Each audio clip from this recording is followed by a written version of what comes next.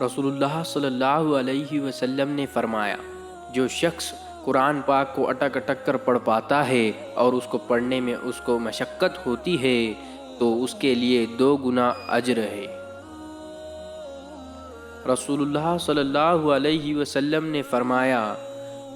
دنیا فائدہ اٹھانے کی چیز ہے اور دنیا میں سب سے زیادہ فائدہ دینے والی چیز نیک بیوی ہے۔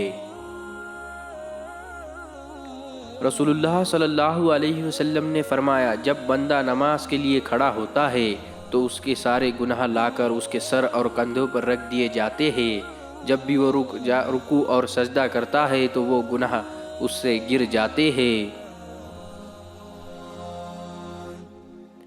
حضرت ابو ہریرہ رضی اللہ تعالی عنہ سے روایت ہے کہ رسول اللہ صلی اللہ علیہ وسلم نے فرمایا،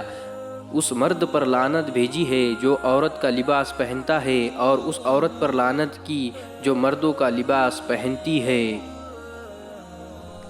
رسول اللہ صلی اللہ علیہ وسلم نے فرمایا، لوگ جمعے کی نماز چھوڑنے سے باز آ جائے، نہیں تو اللہ ان کے دلوں پر مہر لگا دے گا اور وہ غافلوں میں سے ہو جائیں گے۔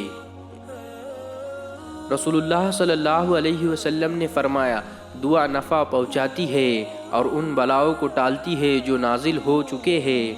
اور ان بلاؤں کو بھی جو ابھی نازل نہیں ہوئے ہیں، اس لیے تم لوگ دعاؤں کا اہتمام کرو۔